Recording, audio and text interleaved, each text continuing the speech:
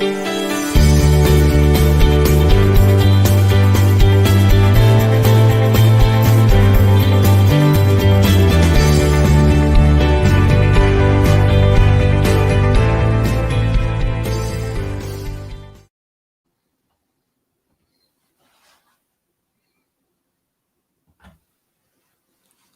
everybody. Good morning. My name's Teacher Ian, and I'm going to be your teacher for today's Learn Canadian English live stream. Today, we've got a great class. It's about common errors that English learners make. But before we begin, as usual, I'd like to acknowledge that Right Start Newcomer Services conducts business in Chipuktuk, which is how you say Halifax in the Mi'kmaq language. This city is part of the ancestral unceded territory of the Mi'kmaq people. This means that when settlers came, the Indigenous people signed treaties with Europeans. As a business, we're committed to upholding these treaties as we work to help settle newcomers and build connections with Indigenous people. Okay, so hello everybody. Thank you for joining us. And if you're watching the replay after, say hello. You can say hello live in the chat section. You can say hello later in the comment section, and I'll be able to answer your questions as we go through today's lesson. So anybody watching today, who do we have from all over the world? Pilar is here. Hey, Pilar, how are you? Good morning to you in Colombia. I hope you're doing well. I hope it's a beautiful day there because it is beautiful here in Halifax. It was pretty crappy earlier. It was windy and rainy and crappy, but now it's a beautiful day. I'll just show you guys my view. Look at that beautiful sunny day in winter in Nova Scotia. I think a lot of people think before they come to Canada that, you know, it's going to be snowy and icy all winter, but you know, a lot of days it's pretty nice, and today's going to be like 5 or 6 degrees. I'll probably get for a run later. So it's not all bad, depending on where you live in Canada. Some places are colder than others, of course. So Toronto, Calgary, Edmonton, those places are pretty cold, but on the coasts, so Nova Scotia, parts of BC can be really warm in the winter. Okay, who else do we have? We have Maria is here. Hey, Maria. How's it going? Are you a doctor? I see from your logo thing, your icon, that you have a health sign and a doctor sign. So maybe you're a doctor or going to become a doctor, Maria. That's great. We can use a lot more doctors in Canada. So if you're a doctor, come. We need all the help that we can get. And Eliana. Hey, Eliana. Good to see you. And Dave's here. Hey, Dave. Yes, it's a beautiful day. Hopefully it's nice there too, Dave. Yes. Okay, Maria's a doctor. And I forget, are you in Mexico, Maria? I seem to remember that you're from Mexico. And are you coming to Canada? Because we need lots of doctors. So come on, get a job here. We need all the doctors we can get. Hey, Abdullah. Abdullah, I know you're in Halifax. Hope you're enjoying the beautiful weather today. And you're working on your goal to finish level 5 this year. I hope you're getting closer. And here in Cali in Colombia, it's rainy and 22 degrees. Oh, so it's summertime there, I think. So 22, that sounds pretty nice. Here, I think it's going to be like 3 or 4 degrees. But for us, it feels like summer in Canada. All right, so welcome everybody. I'm so glad you took the time to join us. Christian's here. Hey, how's it going, Christian? I heard it's nice in Colombia, so I'm a little bit jealous. And okay, Nancy's also in Colombia. So I wish it was summer here, but you know, it will be soon enough. The days are slowly getting longer here in Canada. It's still winter, but you know, we can feel the days getting a little bit longer. But still it gets dark around 5 o'clock. So it's pretty short days in the winter time here. All right, so let's get to today's lesson because I think it's pretty important. So like I said, today's lesson is going to be about common English mistakes. So you may encounter yourself making these mistakes, but there are some mistakes that are sort of dependent on like your first language. So let's say your first language is Spanish or Arabic. you're going to encounter some mistakes that, Chinese speakers and Japanese speakers might not encounter. But I couldn't really account for that because, our students are from all over the world. So I tried to think of some errors that I've heard a lot of students make and things that can be really confusing about English, no matter where you're coming from and what language you might speak as a first language. So, common English mistakes is the topic of today's lesson. Basically, our plan is to have, we're going to have our discussion at first so you guys can get some practice typing and interacting with each other. We're going to go over 8, actually, maybe I think it's 9 because I added an extra one. So 9 common English mistakes. I'll give you a few tips for improving on your mistakes. And then if we have time, I'm going to invite a few of the students on just to chat a little bit. And maybe I'll analyze a few of your mistakes and give you a little bit of feedback. So maybe we can have about, 4 or 5 students come on. If you'll volunteer to come on, that would be great. And we'll chat a little bit and I'll try and analyze a few of your mistakes. Does that sound good? I hope so.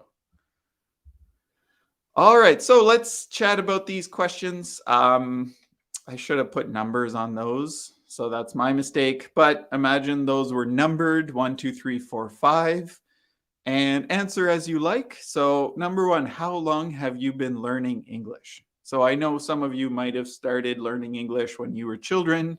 Some of you maybe just started recently. So give me an idea, how long have you been studying English in total? Number 2, what is your biggest challenge? So is it a skill?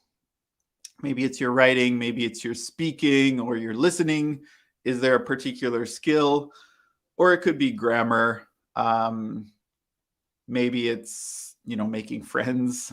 So what is your biggest challenge in learning English, do you find? Number 3, what errors do you make often? So based on your schooling, based on your process of learning English, are you having trouble with, spelling certain words, grammar, punctuation, etc.? And number 4, we'll talk about this later, but how can you fix those errors? So what do you do to improve your errors that you make? And then finally, one last question. Do you prefer to learn in a class, by yourself, or in the real world? So this will determine on how you deal with those errors. So if you're in a classroom, you might have a teacher to help you. If you learn by yourself, you might not have that person who can help you improve your English on your own. So put in your answers. You can answer one or all of those questions, and I'd like to hear what you guys have to say.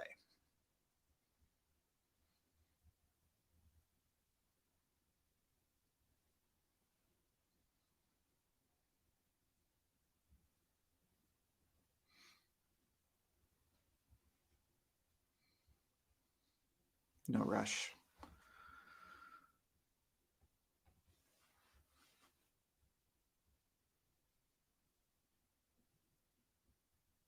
Okay, you guys are pretty quiet today. That's all right. I can, I'll entertain myself while you're waiting.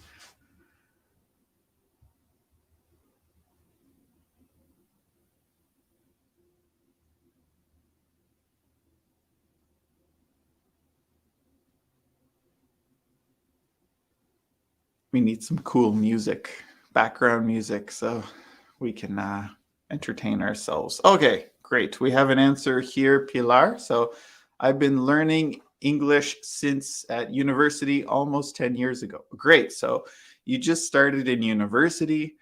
A lot of people, because English is so prevalent, it's all around the world, right? So probably even before that, Pilar. So maybe you didn't study it in school, but maybe you were exposed to Disney movies or, English music or something like that. So I assume you were exposed to English at an earlier age, but then you just started formally studying in university. Is that about right, Pilar? Okay, great. So thank you for your answer, Pilar. That's great. Christian, I've been learning English for the last 10 years. Okay, so husband and wife started studying around the same time. That's great.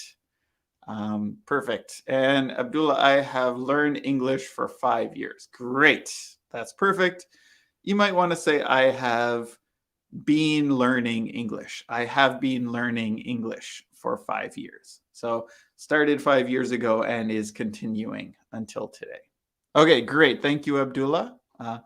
I'm learning about 1 year at university. Okay, so Maria, you're pretty new to English. That's great. So again, you might want to say, I have been learning for 1 year at university. Okay, that is perfect, Maria. Great. And Lorraine, hey, Lorraine.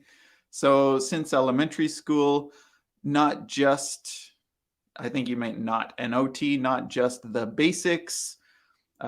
Biggest challenge is speaking. Errors are verb tenses. Yeah, verb tenses, and we'll talk about those a little bit later, are tricky.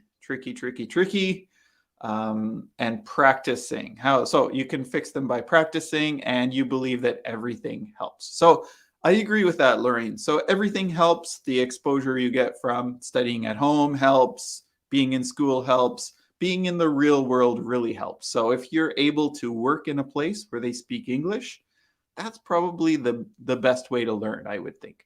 And if you can't find a job, maybe you can volunteer where they speak English a lot. But it all helps. And I think you're right about that. All right. Thank you, Lorraine.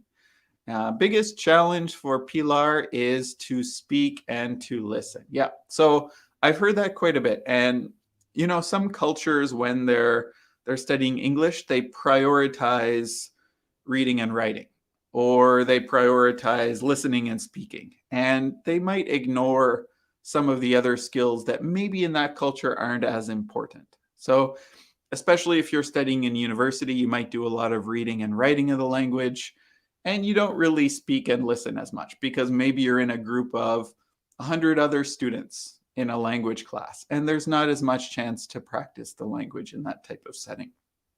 Okay, great. Thank you, Pilar. Biggest challenge is writing. So this is a great way to practice your writing, Abdullah. Come in here, write the answers, ask questions. This is a great way to improve your writing. So that's great.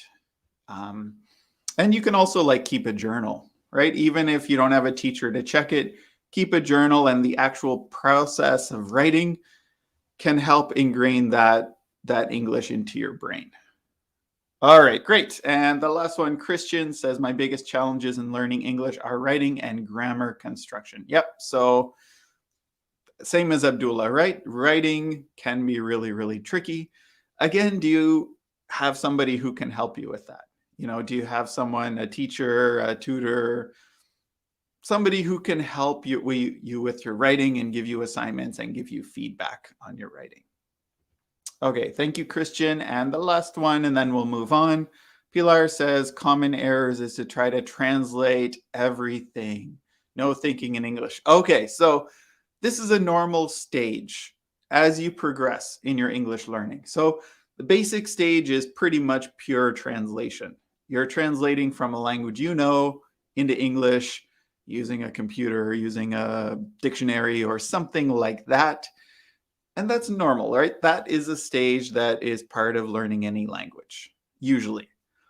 And then you get to a point where you start to know a bunch of English words and expressions and things like that, but you're still relying on your first language. So you're thinking in your first language, which in Pilar's case could be Spanish, and then you're translating that. Maybe you're not using a dictionary anymore, but you're still thinking in a language and then going to the next language. A higher stage of development is when you're actually able to think. And they say when you're actually able to dream in English, then you got it, right? Then you're at a really high level of language. And something that can really help is to immerse yourself in the language. So let's say, Pilar, you take a trip to Canada for 3 weeks. If you're exposed only to English, don't go to Quebec because they speak French, but elsewhere in Canada, if you're getting English all the time from all the sources and you're not, watching movies and stuff in Spanish, that can really help you to progress a lot faster. So try to create a situation where you are only exposed to English as much as possible. And that can really help you get better faster. Okay, thank you, Pilar. And hey, Yelda's here. So Yelda says, I always make some mistake that is pronunciation. I think you meant pronunciation. We do have a note on pronunciation later. But yeah, I think you meant pronunciation. So pronunciation can be tricky. What really helps with pronunciation is listening, right? So as we know, listening comes before speaking. So the better you can listen, the better you can pronounce. So listening is a huge thing for pronunciation, and also hearing yourself can be really useful. So exposing yourself to a lot of language, listening carefully, and then producing the language and getting feedback on your pronunciation is important. So having a teacher to correct you, and if you don't have a teacher, record yourself. So record your voice with your phone or whatever. Listen back to how you sound. Because we don't know how we sound until we actually hear ourselves. So listen to yourself, and you might be able to catch your own pronunciation errors. And you might not need a teacher to help you with that. Okay, great. Thank you, Yelda. That's awesome. Christian, errors that I often make in English are verb tenses, and I have trouble using adverbs. Okay, so we'll have another class about adverbs and adjectives, I think next week or the week after. But yeah, verb tenses are always an issue. We get confused, right? And there's, a fine line between when we should use this verb tense and when we should use another.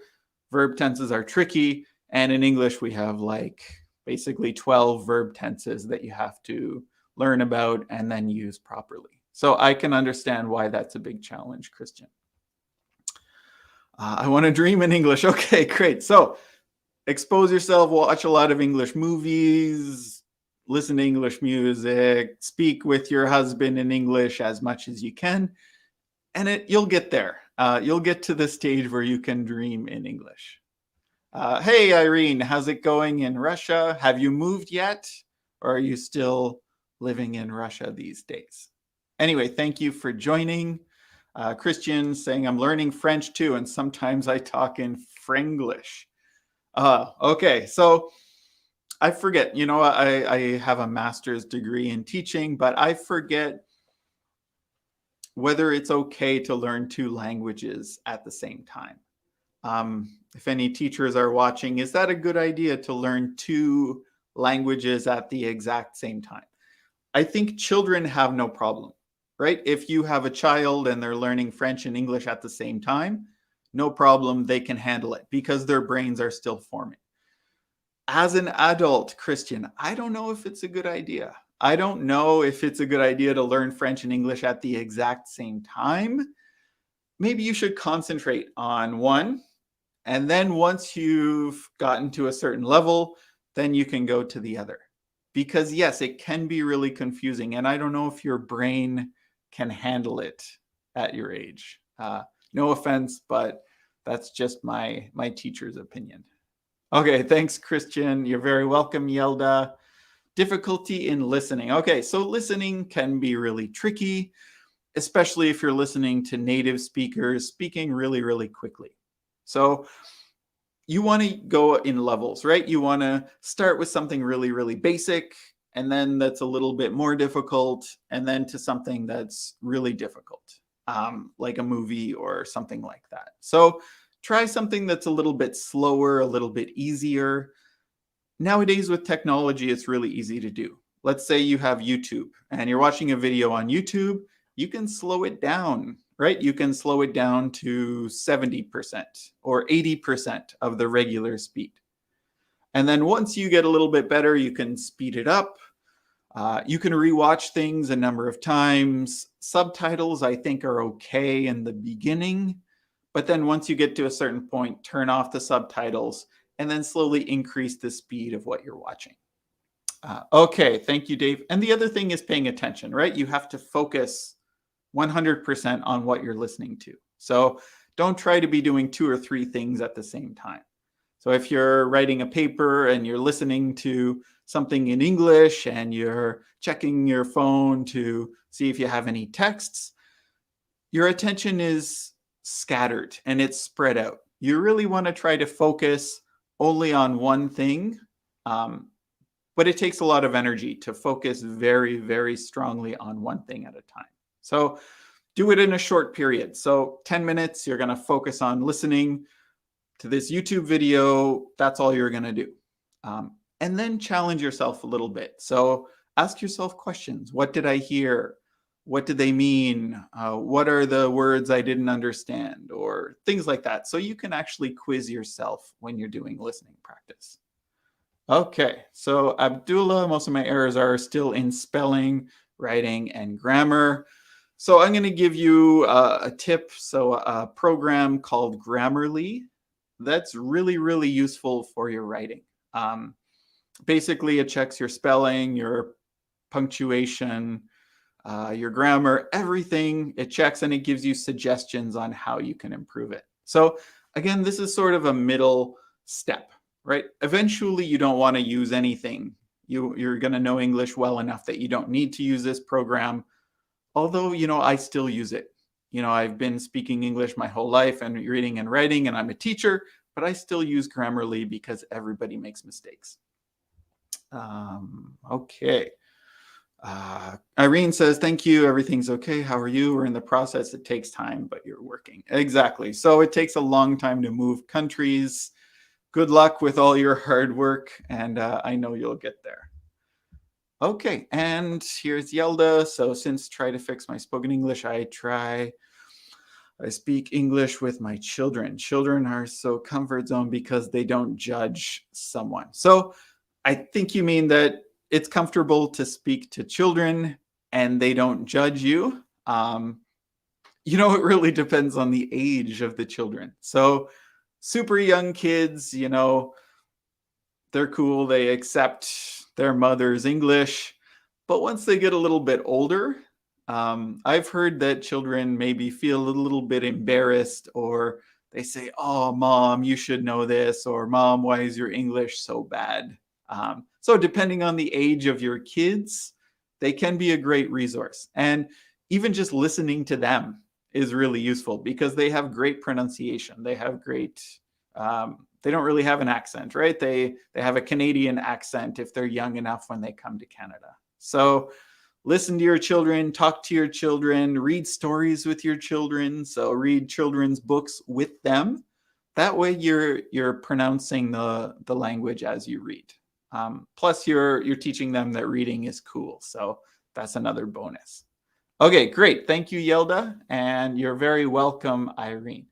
Okay, thank you for so many answers, so much participation. This is great. Let's move on to our 9 common English mistakes. So you've mentioned some of them already. You've mentioned some of them are about pronunciation. Some of them are about grammar, verb tenses, that type of thing. Some of those are in here. And, these come from my experience as a teacher. They came from the internet. I did a few searches about these. And these are very common English mistakes. So the first one is about articles. The way we're going to do this is just give you some example sentences with mistakes, and you guys try to identify the mistakes. Before we get into the example sentences, what is an article? So who knows what an article is? And can you give me an example of an article?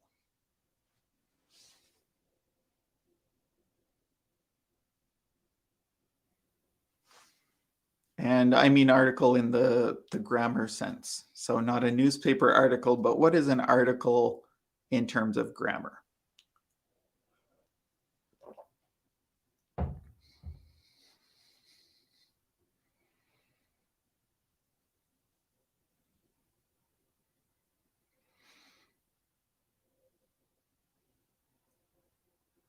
If you're not sure, that's okay. You can just say, I don't know, or question mark, or you can do the emoji that has the hands like this. Say, I don't know.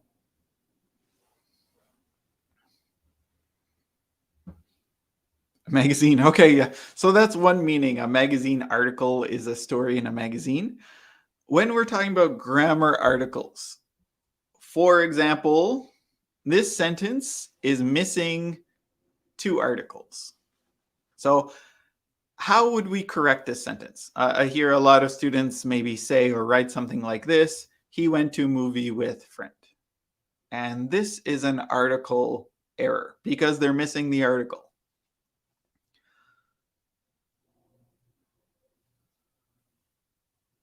So how would we correct this error? What is the error and what is the correct sentence in this case?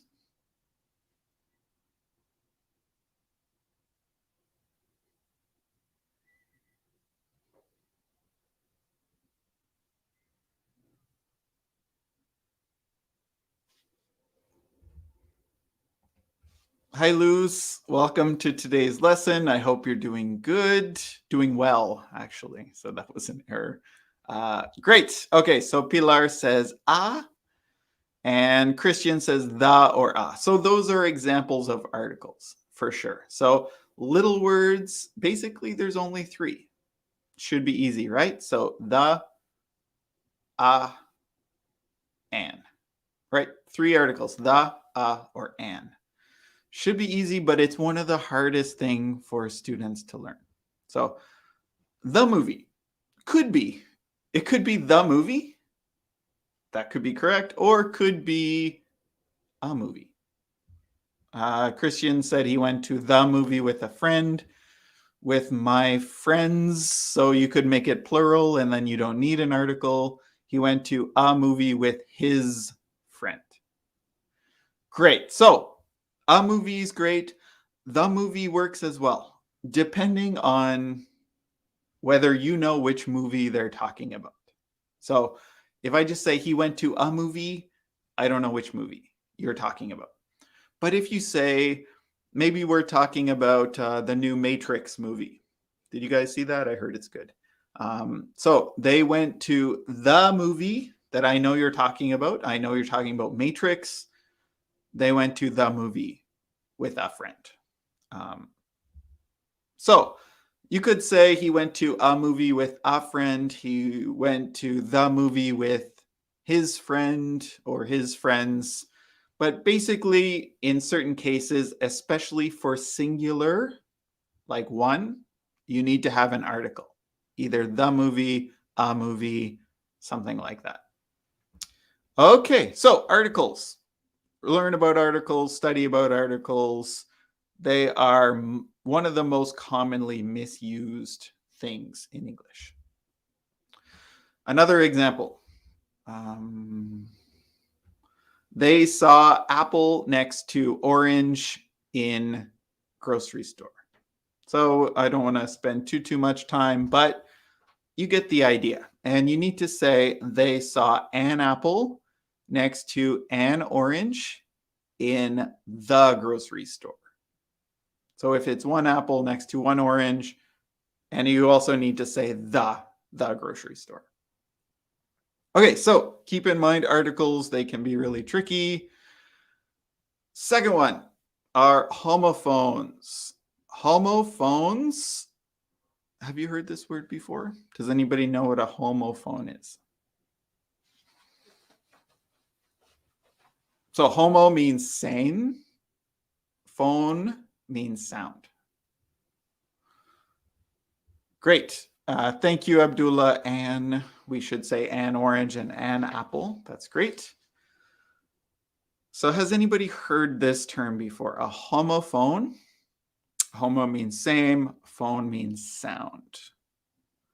So a homophone is a word that sounds the same as another word. For example, let me see.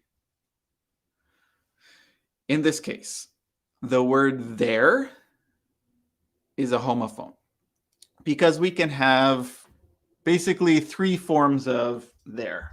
There, and there. So you can have there, or there. There is known as a homophone because there are different versions of that word that sound the same but are spelled differently and used differently. So bear, beard, bird, beer. Okay, so almost. Those are almost homophones, Christian. They're close, but they're not quite because they all sound differently. So I'll read them for you. Bear, beard, bird, beer. Okay, so they're all a little bit different. Bear, beard, bird, beer. Bear, beard, bird, beer. We call those tongue twisters when we say something really quickly that's hard to say. But those are almost homophones, but they're pronounced differently. So they're not quite homophones. But a very common one is there. There is used improperly a lot. So make sure you're using the right form of there. So in this example, Damien and his friends went to their school. Oops, I made a mistake. To get their books. Oops, teacher made a mistake. It should say Damien and his friends went to their school to get their books. Sorry about that. I try not to make mistakes, but as you can see, everybody does. So wrong use of there. So keep in mind, there are some common homophones. Another one is its. So its could be IT apostrophe S, or could be just ITS. And those are commonly misused. So, wow, it's a beautiful dog. Are those its toys? And it should be, wow, it is or it's a beautiful dog. Are those its toys? And that its ITS is showing possession. So who owns the toys? They're the dog's toys, or they're its toys. Christian, I saw a bear with a beard there on a bird with a beer. Very creative. It sounds like Dr. Seuss. If you don't know Dr. Seuss, go check him out. And sounds like something that he would say. It's okay, Christian. Don't be sad. Don't worry. You'll get there. I know you'll learn to pronounce all those words over time. So number 2 was homophones, words that sound the same but are often confused. There, here. Another one, here and here.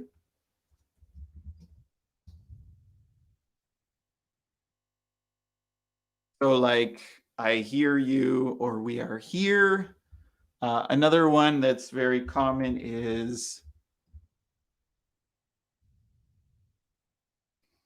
this one, new and new. So I knew him from university. It's a new desk, N-E-W. So keep in mind, there's words that sound the same in English, but are spelled and used differently. And those are called homophones. Homophones, homophones, homophones. Something like that. Number 3, pronouns are very commonly confused. So pronouns are words that take the place of nouns. For example, if you say this, I want to go to the park with he. So that is a pronoun error. And what's the problem with that? So what word is wrong in that sentence?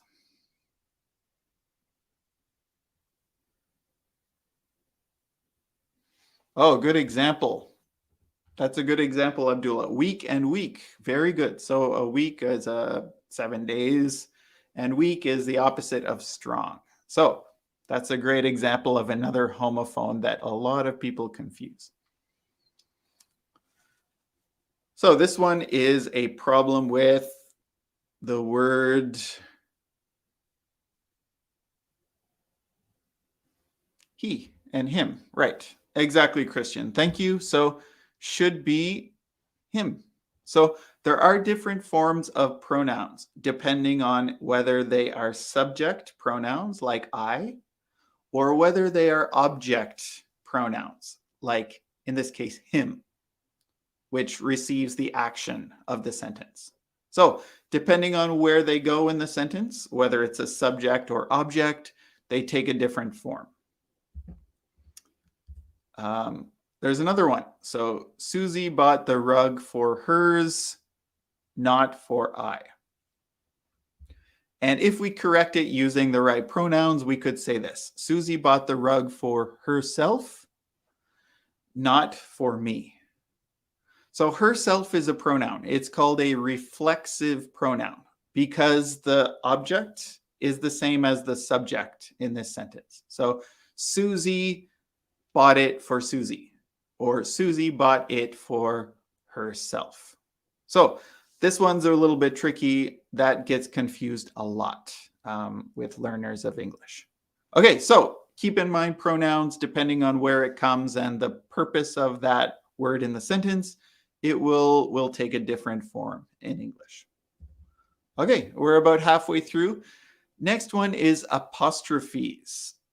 So an apostrophe is a punctuation mark. For example, this sentence is missing 2 apostrophes. Actually, it's 2 sentences and it's missing 2 apostrophes. That's my chair. Yours is over there. So where would the apostrophes go?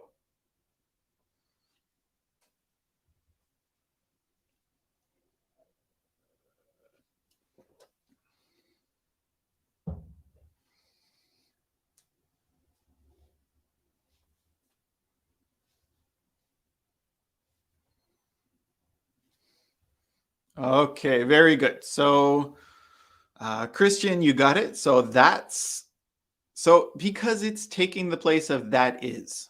So because we've lost a letter, we take out the I to make that's. We have to indicate that we took out a letter there. So that's why in that case we have an apostrophe in that's. Yours is different. Yours is showing possession. So we use apostrophes in 2 main cases. One, it takes out a letter and now it's a contraction. And the second one is to show possession. So whose chair is it? It's yours. And in that case, we use an apostrophe. Great job, Pilar. Great job, Viviana. That's awesome. Great, Yelda. And very good, Abdullah. So you guys all got it. There's 2 cases there. So that's and yours. We need to use apostrophes. Another example, like in can't, we use an apostrophe for can't. And it's, when it means it is, we use an apostrophe for it's. Okay, great. So moving on, number 5, questions. Questions can be really, really tricky. So formulating the question using the correct grammar and using the correct question words can be really, really tricky. So here's an example that I hear a lot from students, usually around the intermediate level. And even the higher levels can still make this mistake. So, you are hungry? Is that correct? You're hungry? We might say that, actually. Like, I can't believe you're hungry. You just ate 2 pizzas. You're hungry? But usually correct way would be this. Very good, Pilar. Normally, the correct grammar is, are you hungry? So with questions, we need to reverse. So if it's using the be verb, we have to put the be verb at the beginning before the subject. And in this case, the adjective hungry. So very good. Are you hungry? Christian got it. Viviana got it. Yelda got it. Abdullah got it. Kakmis got it. Maria got it. Okay, great. So we know that. But when we're speaking and when we're writing, sometimes we forget. So keep that in mind. And then here's another issue when it comes to questions. Okay, you could do this. Abdullah, that's a good one. So you're hungry, right? So this is kind of what we would call a tag question. So the tag is the word right at the end.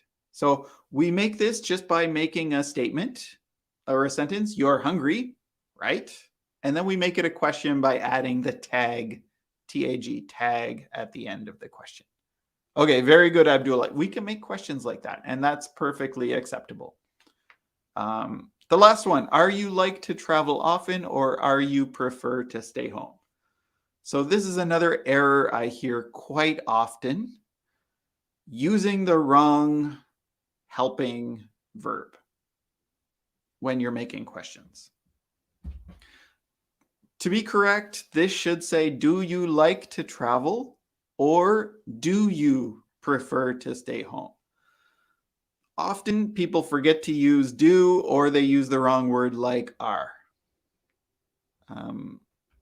So you could say that, Yalda. So you could say, would you like to travel? This is more of a future thing that may or may not happen, right? This is called a conditional. Would you like to travel to Australia someday? Oh yeah, sure, maybe I would. But yeah, so you can definitely use would to say things about non-real things that may or may not happen in the future. So Abdullah got it. Do you like to travel? So depending on the verb, whether it uses the be verb or not, you would have to put another helping verb. So question, do you like to travel? And a lot of people forget the do, or they use the be verb instead. So those are a couple cases where questions can be really, really tricky for learners. Verb tense. Christian was talking about this quite a lot before. We tend to have trouble with verb tenses, especially present tense and past tense. So I've seen lots of cases where the present tense can be really tricky and the past tense can be really tricky for learners. Here's an example. We always going shopping on the weekend.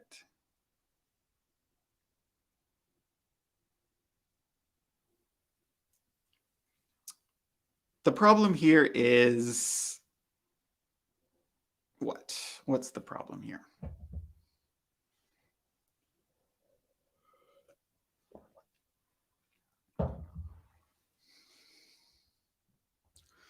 Good guess, Yelda. I would just say go shopping, right? We always go shopping. In this case, you don't need to say to. That's another error that I see a lot, using to when you don't really need to. We always go, Viviana did it as well. So always go shopping. And you don't need to say to. So you can say we always go shopping on the weekend, right? In this case, we don't need to say to, but for things that happen regularly. So maybe it's every day, maybe it's every month, maybe it's every week. We use just the simple present tense. So not going, just go. You say go to a place, right? Go to a restaurant, go to the mall every weekend. But when it's an action, shopping is an action, we don't say to shopping, right? We go shopping, and we don't need to say to. Okay, Viviana said to as well. So no to, we always go shopping. Go to a place, go do something, right? Go do an activity. All right, great. Another case is the past tense. Some people have problems with the past tense. Last year, we did go to Egypt on vacation.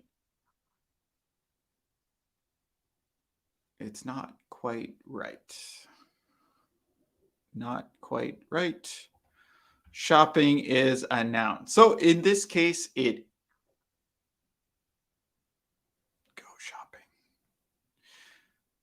Yeah, it's used as a noun. So shopping is a verb, in this case used as a noun. That's called a gerund, G-U-R-U-N-D. So you are right. In this case, it's used like a noun.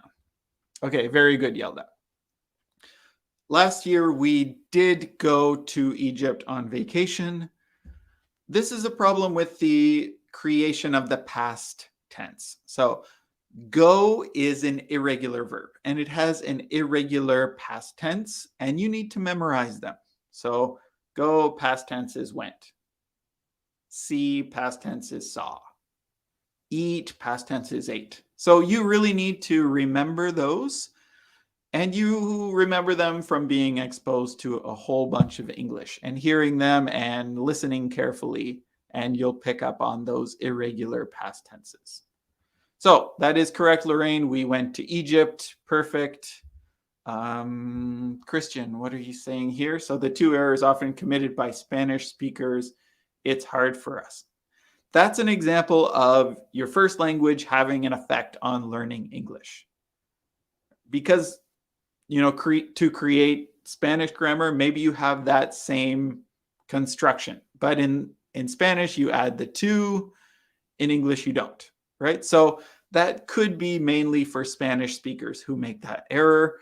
But not only, I've seen lots of other students, not Spanish speakers, make that error. But now you know, right? You know that that is an issue for Spanish speakers. So you can think about it. Next time you're going to make a sentence like that, something will go in your head and say, oh, I don't need to say to in this case. All right, great. Lorraine, we went to Egypt. That is correct. Last year we went to Egypt. We went and went. So I think people understand the past tense, how to use it, but it can be hard, and questions using the past tense can be really hard, right? We would say, did you go to Egypt? Instead of you go to Egypt, or do you go to Egypt last year? We need to use the past form did instead of do. Awesome. Let's motor through the next few ones. Punctuation. Punctuation is often ignored in some cases, right? So when you're sending a text, we don't care too much about punctuation, but when we're writing an email, we do. So really it depends on the situation, whether you need to use perfect punctuation or not. The main punctuation marks you need to know are periods, commas, question marks. What else? Quotation marks. Quotation marks are used quite a bit. And that's about it. Exclamation marks, maybe if you're really angry. There are, like five or six punctuation marks that we use a lot, and try to remember to use them properly, especially for something like a resume, cover letter, work email, government application form, something like that. We really want to use perfect punctuation. Toys and pencils here. What a mess. Close, but you're missing a few punctuation marks, Viviana. I would say this. Look at all the books, comma, toys, comma, and pencils here. What a mess, right? I'm freaking out because I'm an angry parent. What a mess. So I use my exclamation mark at the end, right? So it's actually two sentences. Here, look at all the books, toys, and pencils here. What a mess. So I'm frustrated, I'm upset, I'm an angry father, and I'll use my exclamation mark at the end. Does that make sense? Okay, you don't want to put yellow, you want to save the exclamation mark for the end of the sentence, but look at all the books. So you'd want to put that exclamation mark at the end of the sentence instead of in the middle. Look at all the books and pencils here. What a mess. Very good. I just split it into two sentences, but pretty much the same as you, Pilar. So you do need commas. Commas are important. So it tells the reader that you have more than one thing in a list. So books, comma, toys, comma, and pencils here, period, what a mess, exclamation mark. And that is using correct punctuation. I would encourage you to always try to use correct punctuation. Even if it's a text, even if it's online or whatever, Get the practice using proper punctuation and pay attention to other people who use correct punctuation in books, magazines, blogs, newspaper articles. Pay attention to their punctuation. And we have, I think, one more example. Is that your mother? She looks young for her age. In this case, we're missing question marks, so we want to tell the reader it's a question. So it's really important we put a question mark at the end of that sentence and a period, or could put exclamation mark at the end. So be careful with your punctuation. Sometimes it seems like only teachers care about punctuation, but I disagree. I think, employers care a lot. Even just strangers, right? They judge you based on your spelling, your punctuation, your grammar. So always try to have good punctuation. Next one. This is not really a writing one. This is more of a speaking one. Pronouncing silent letters. English is tricky because some of our letters are silent, meaning we don't say them when we're saying the word. We have to spell them, but we don't say them. Can you think of a word in English that has a silent letter? I'll let you think about that, and I'm going to answer Pilar's question. Before the and there is a comma always. Toys and. No. So if you have only two things, Pilar, if you have only two items in a list, there's no comma. I like pizza and poutine. I do like pizza and poutine. I like pizza and poutine. There's only two items in the list. You don't need a comma. But if you have three items or more, you need to separate all of them with a comma, except the last one. Some people put the comma before and some people don't. Let's give an example. I like video games, cooking, and working. For example, Pilar, you have a list of three things. I like video games, comma, cooking, and working. So I can put a comma after cooking or leave it out. Some people put it in, some people take it out. Doesn't really matter. You could write it.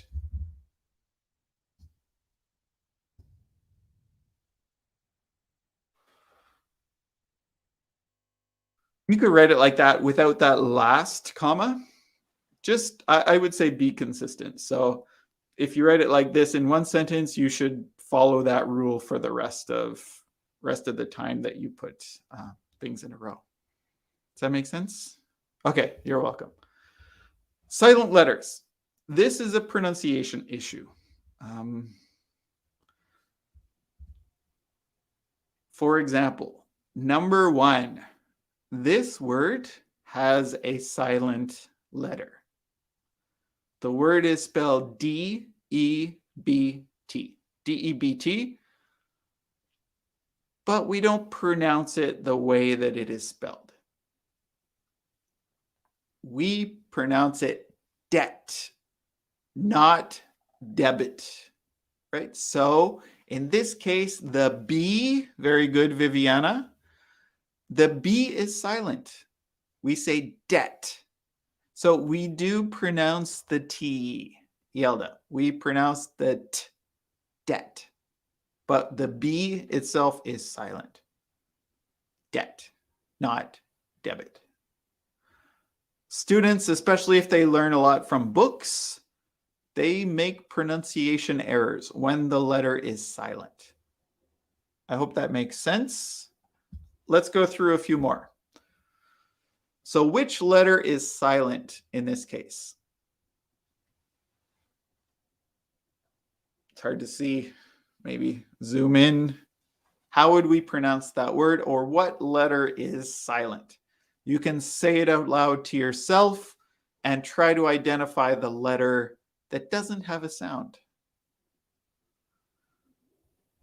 In the word muscle, the C is silent. Very good, Irene. So muscle, muscle. We don't say muscle. People would look at me like I'm crazy if I said muscle. We say muscle. And the C, very good, Abdullah. Actually, yeah, you're right. The E is silent too. We don't say muscle-y in English, which, if languages, always end in a vowel sound, like maybe Japanese or something, or Chinese, it can be really tricky to not pronounce that E on the end. I didn't even think of that. So 2 silent letters, the C and the E are silent in this case. Okay, great job, you guys. A lot of people got that one. Nelson, great job. You guys are awesome. Maria, you got it as well. So that one actually had 2 silent letters. That was a trick question, I guess. How about that one? Wednesday. Wednesday. Listen to me say it, and what letter is missing? Wednesday. Wednesday. Yesterday was Wednesday. Very good, Abdullah. So the D, the first D, is silent. It's not Wednesday. It's Wednesday. We don't really say that first D. And Viviana got it. Yelda got it. Very good. The E, when's, kind of. That E is kind of silent too. It's maybe really short. I think we do say it, but it's really, really short. So the first D, that's great. Okay, next one. Assign. Assign. The teacher is going to assign us a big project for homework.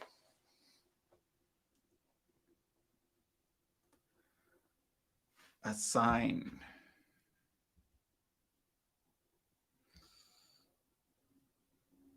Great. Very good, Abdullah. The G in assign is silent. Excellent. Very good, Viviana. There are a list. We'll go through a few more. In this case, chemical, right? So the H is silent, or it doesn't make the ch sound that you might expect. It's more like a K sound. You can look at it like the H itself is silent in that case. Chemical.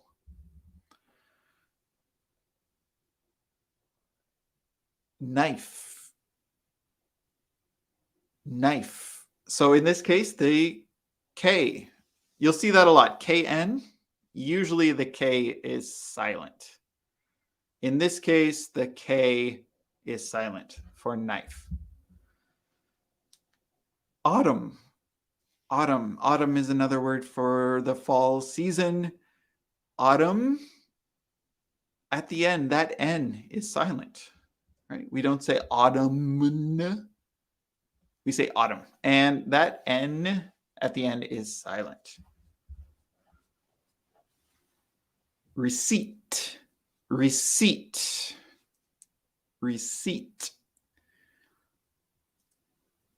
So something you get when you go shopping, you get a little piece of paper, that is your receipt. And the P at the end is silent. So it's a silent P. I think that's the last one. Oh, 2 more. Wrist. Here's my wrist. Here's my watch on my wrist. The W is silent. And the last one, listen.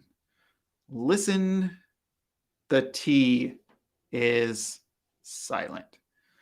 It can be really tricky, right? When you're first learning the language, if you're reading from a book or the internet, you might not know exactly how to pronounce these words. But keep a list of words that you have trouble pronouncing, refer to it, go back to it, check it out, and then over time, it won't be an issue for you. Wow, time is flying. It's after 12 o'clock already. Last one I wanted to mention was capitalization. We want to make sure that we use proper capitalization, especially beginning of sentences, proper nouns like names of people and places. And there's a few other cases where we need to capitalize things, but always at the beginning of the sentence, always names of people, places, and there are a few other cases where we need to capitalize things. So pay attention, capitalize names, starts of sentences, and proper nouns as you need to. In this case, she, Dalhousie University, because it's the name of the university, Halifax, Nova Scotia, because it's a place. Okay, very good, Viviana. And also dates, right? We want to say days of the week, months of the year should also be capitalized as well. In this case, it's Thursday, January 6th. We need to capitalize the I and the T and the J. Whew. I think that's it. I think those are the 9 ones that we have for today. Really quickly to review. Actually, maybe we don't have time to review. If you want to review, you can go back and rewatch today's lesson. I'm going to leave you with a few tips so you can stop making some of these common errors. Number 1 is to pay attention. Pay very close attention to native speakers. Pay attention to what you're saying, to what you're hearing, to what you're reading. Focus, and then you'll be able to pick out errors, or you'll be able to pick out the right way to say or write things more easily if you pay closer attention. Put your phone away. Turn your phone off when you're studying English, right? It's not helping you. It's distracting you. You want to focus 100%, and you can do it for a short time. So if you only have 5 or 10 minutes to study English, that's enough, right? That's enough to watch a video. That's enough to practice talking to somebody on the phone. Do it in short little bursts, and then you can go back to what you were doing before. Second is to keep track of your mistakes. Write them down and review them regularly. If you have a teacher that can help you correct your mistakes, write down the ones that give you problems, review them every week or so. And then eventually they won't be mistakes anymore. Ask for help. This is a big one. You can ask your teacher, you can ask your friends, you can ask your wife or your husband or your coworkers to help you correct your mistakes. Often people are afraid, especially in Canada. We're so polite, right? We don't want to hurt anybody's feelings. If you want to improve your English, you can ask your coworker and say, hey, Sheila, can you help me with my English and tell me when I make a mistake? But you have to ask them because they're not going to do it normally. So ask for help correcting your mistakes. Record yourself. If you don't have anybody to talk to in English, record yourself, listen to yourself, and then you might be able to identify some of the mistakes that you've been making. Last one is to use some tools. So technology is great for learning English. Use Grammarly, so that's for writing. Google pronunciation. You can just type into Google. Here, maybe I can show you guys before we go. I'm going to share my screen.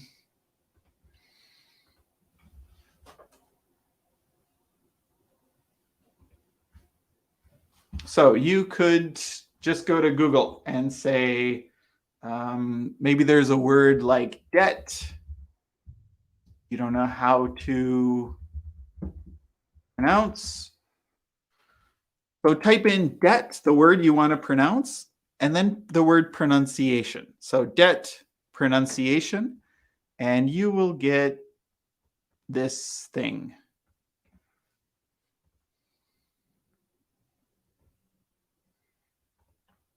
So you'll get a little face, right?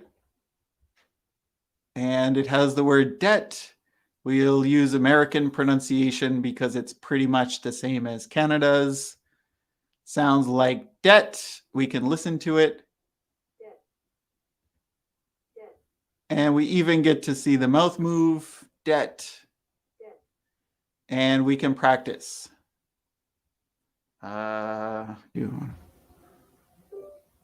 Debt. Sounds like I said debt. Good job. Okay, so Google can actually help us with our pronunciation as well. We can go slow if we want, and we can practice any word that we want to check our own pronunciation. This is great when you don't have a teacher to help you with your pronunciation. You can use Google, and you can use Grammarly when you're typing something. All right. I think that's all the time we have. We're over 12 o'clock. Sorry we didn't get people on, but next time I promise we're going to invite some students on and we're going to chat together. We're going to meet a few other people. So we'll do that on Monday. I hope that's okay. Remember, my name's Ian, Teacher Ian. My website is rightstartcanada.ca.